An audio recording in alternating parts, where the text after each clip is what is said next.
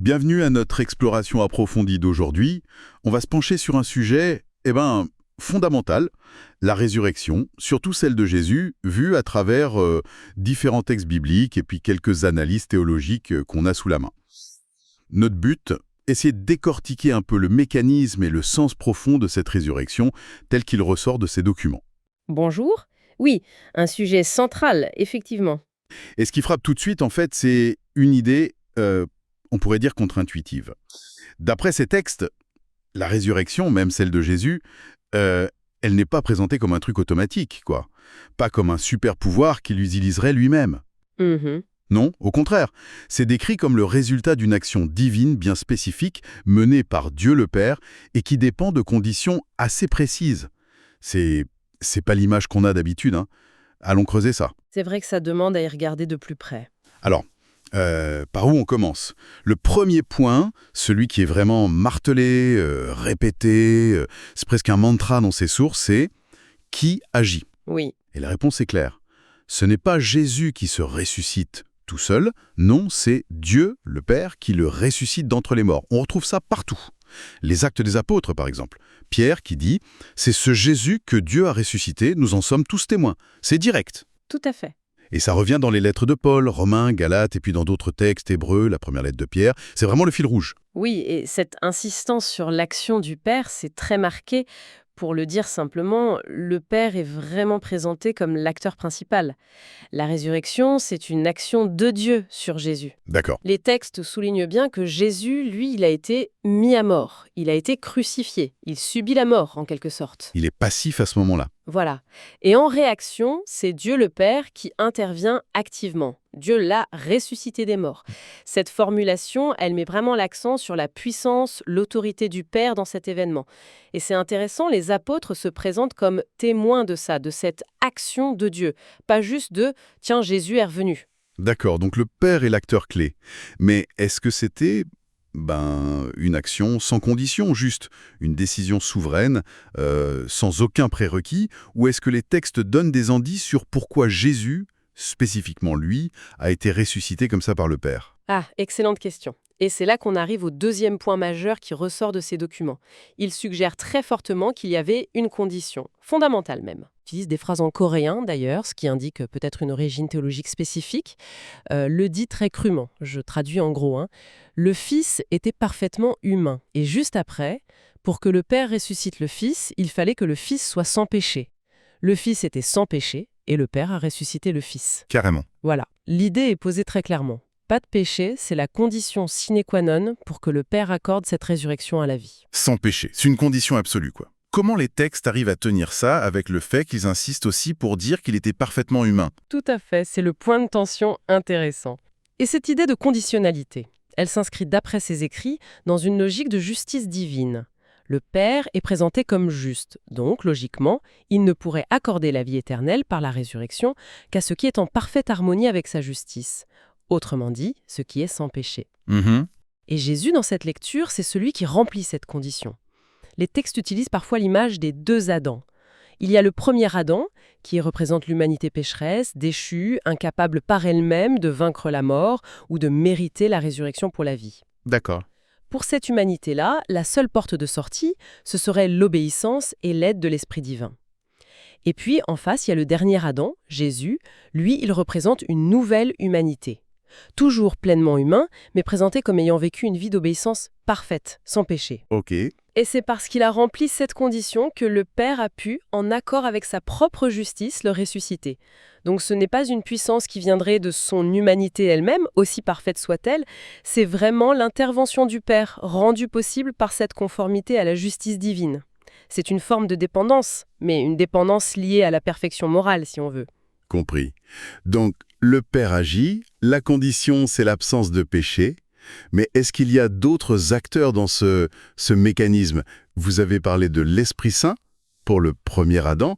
Est-ce qu'il joue un rôle aussi pour Jésus? Ah oui, absolument. Et c'est crucial pour saisir toute la dynamique décrite ici. L'Esprit Saint n'est pas juste une note de bas de page. Il est directement impliqué dans la résurrection de Jésus selon ces textes. D'accord. L'Épître aux Romains, par exemple, dit que Jésus a été déclaré Fils de Dieu avec puissance selon l'Esprit de sainteté par sa résurrection d'entre les morts. L'esprit est lié explicitement à la manifestation de cette puissance de résurrection. C'est clair, là. Et il y a un autre passage dans Romains, le fameux 8.11, qui est encore plus direct. Et il fait le pont avec les croyants, on y reviendra sûrement. Il dit « Et si l'esprit de celui qui a ressuscité Jésus d'entre les morts habite en quelqu'un ?» Oui, l'esprit de celui qui a ressuscité Jésus. Exactement. C'est l'esprit du Père, celui qui a ressuscité Jésus. Et le texte continue en disant que ce même esprit donnera la vie au corps mortel. Donc la dynamique qui se dessine, c'est le Père est la source, l'initiateur. La condition, c'est l'absence de péché, accomplie par le Fils dans son humanité parfaite. Et l'agent, la puissance qui réalise concrètement l'acte de résurrection, c'est l'Esprit Saint. C'est une action coordonnée, trinitaire si on veut, où chaque personne divine joue un rôle spécifique mais interdépendant. D'accord, ça éclaire bien le comment et le pourquoi pour Jésus, en tout cas selon ses sources. Mais alors, la question qui brûle les lèvres, et les autres? Nous, si la condition c'est l'absence totale de péché, personne d'autre n'y arrive si on suit la logique des textes sur l'humanité déchue. Ça veut dire que la résurrection pour la vie, c'est juste pour Jésus? Et c'est précisément là qu'un autre concept clé de ces textes entre en jeu. La justification par la foi est ce qu'on appelle parfois l'imputation. L'imputation. Oui. Les textes reconnaissent que les croyants sont, tout comme Jésus, pleinement humains. La source coréenne le dit même, nous aussi, nous sommes parfaitement humains. La différence fondamentale, explique ces écrits, ce n'est pas que les croyants seraient intrinsèquement sans péché. Pas du tout. Leur état naturel, c'est celui du péché. Mais, et c'est le mais crucial, par le sacrifice de Jésus, souvent symbolisé par son sang, leurs péchés sont considérés par Dieu comme pardonnés ou couverts. Les mots sont importants. La source dit « Par le sang du Fils, nous avons reçu le pardon des péchés. » Et aussi « Nos péchés sont couverts. » Couvert. Voilà, l'idée d'imputation, c'est un peu comme si Dieu regardait les croyants à travers Christ, il leur crédite, en quelque sorte, la justice parfaite de Christ, et du coup, leur propre dette de péché est effacée à ses yeux. Grâce à leur foi dans ce que Christ a fait, ils sont alors considérés comme s'ils étaient sans péché. Ah, d'accord. Donc, si je résume, la condition reste la même, zéro péché, mais pour les croyants, elle n'est pas remplie par leurs propres efforts, mais par une sorte de crédit, de la justice de Christ sur leur compte qu'ils acceptent par la foi. C'est ça. C'est exactement ça. C'est ce que veut dire être justifié par la foi. Et comme, du point de vue divin, la condition est alors remplie par imputation, par grâce, la promesse s'applique aussi à eux. Le Père les ressuscitera également pour la vie éternelle. D'accord. Un passage comme 1 Corinthiens 6,14 le dit clairement, Dieu nous ressuscitera aussi par sa puissance. Et le mécanisme est présenté comme étant le même, c'est le même Esprit Saint, celui qui a ressuscité Jésus, qui sera l'agent de leur propre résurrection. Ah oui? C'est pour ça que la foi en ce Dieu-là, celui qui a ressuscité Jésus d'entre les morts, comme le dit Romains 4, 24, est si importante. C'est par cette foi que le croyant reçoit cette justification et du coup l'espérance de la résurrection. C'est intéressant, cette distinction, elle est subtile mais clé que les sources maintiennent bien. D'un côté, Jésus, intrinsèquement sans péché, et une source utilise une formule qui veut dire absolument aucun péché en lui. Oui. Et de l'autre, les croyants, dont les péchés sont couverts. La source de la puissance qui ressuscite est la même, Dieu par l'Esprit. Mais le statut de départ est différent. Une perfection propre d'un côté, une perfection reçue, imputée de l'autre. Tout à fait. Et cette distinction, elle permet de tenir ensemble, dans cette théologie, le caractère unique de Christ et en même temps l'extension de la promesse de résurrection aux croyants, le tout basé sur la grâce et la foi. Mais en lisant tout ça, j'ai quand même l'impression qu'il reste une catégorie de personnes. Tout le monde n'est pas croyant, justifié. Est-ce que les textes disent quelque chose sur une résurrection pour ceux qui ne le sont pas? Vous parliez d'une facette plus sombre. Oui, et c'est un point qui complexifie un peu le tableau et qui soulève la question de la finalité. Les documents indiquent assez clairement que Dieu ressuscitera aussi ceux qui sont décrits comme des criminels ou, plus largement, des pécheurs non repentis. Ah bon? Oui. La source avec les phrases coréennes dit bien « Il ressuscitera aussi les criminels pécheurs ». Donc, il semble y avoir une forme de résurrection pour tous, mais attention, le but est radicalement différent. Différent comment? Pour cette catégorie de personnes, il ne s'agit pas du tout d'une résurrection pour la vie éternelle. Au contraire, c'est explicitement décrit comme une résurrection pour le jugement final et pour la destruction. La destruction. Oui, les termes utilisés dans les sources sont comment dire, assez directe et imagée, pour les jeter dans l'étang de feu, pour les brûler à mort. C'est une résurrection qui mène à ce que l'Apocalypse appelle la seconde mort. C'est une séparation définitive, une destruction, pas la vie. Waouh!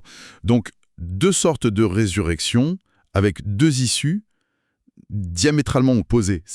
C'est assez frappant comme image. Exactement. Et d'une certaine manière, cette idée d'une résurrection pour le jugement vient renforcer, dans la logique de ces textes, l'importance de la justice divine et de la condition. Seuls ceux qui sont considérés comme justes par Dieu, parce que leurs péchés sont couverts par Christ grâce à la foi, accèdent à la résurrection pour la vie.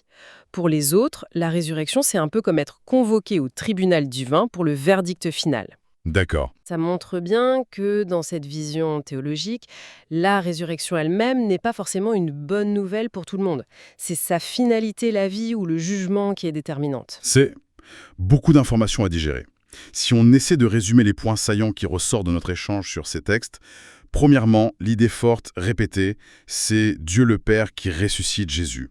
Ce n'est pas Jésus qui fait ça tout seul, de par son humanité. C'est ça. Deuxièmement, cette action du Père, elle n'est pas sortie de nulle part. Elle répond à une condition précise. Jésus était sans péché. Et l'agent concret, c'est l'Esprit Saint. Tout à fait. Troisièmement, la promesse de résurrection pour la vie, elle s'étend aux croyants. Pourquoi? Non pas parce qu'ils sont parfaits, mais parce que, par la foi en Christ, leurs péchés sont couverts. Dieu les considère comme justes, et c'est le même Esprit qui les ressuscitera. Exactement, par imputation. Voilà. Et quatrièmement, les textes parlent aussi d'une autre résurrection pour ceux qui ne sont pas justifiés. Mais attention, celle-là, elle mène au jugement et à la destruction, pas à la vie éternelle. Donc, la résurrection à la vie, telle que présentée ici, c'est un don puissant, certes, mais conditionnel, lié à la justice de Dieu et rendu accessible par l'œuvre de Christ et l'action de l'Esprit. C'est une excellente synthèse des éléments clés qu'on a pu extraire des documents fournis. Et peut-être, pour finir, une petite piste de réflexion à emporter, qui va un peu au-delà de la description. Oui, Si on prend vraiment au sérieux cette idée de même la résurrection de Jésus, dans son humanité pourtant parfaite, dépendait de l'action de l'esprit et de cette condition d'absence de péché. Comment est-ce que cette interdépendance entre l'esprit, la condition humaine même parfaite, et la puissance du Père, comment est-ce que ça nuance notre compréhension habituelle de la victoire sur la mort? Est-ce que ça révèle quelque chose sur la nature même de la puissance divine? Peut-être une puissance qui ne s'exerce pas de manière arbitraire, mais toujours en cohérence avec une justice, une logique interne, impliquant peut-être même une forme de dépendance ou de collaboration au sein de l'interaction divine, et aussi avec la réponse humaine ou son absence. C'est le genre de question qui peut ouvrir des réflexions plus personnelles, je crois, sur ce rapport entre le divin et l'humain. Une question à laisser mûrir, effectivement. Merci pour cet éclairage. Merci à vous.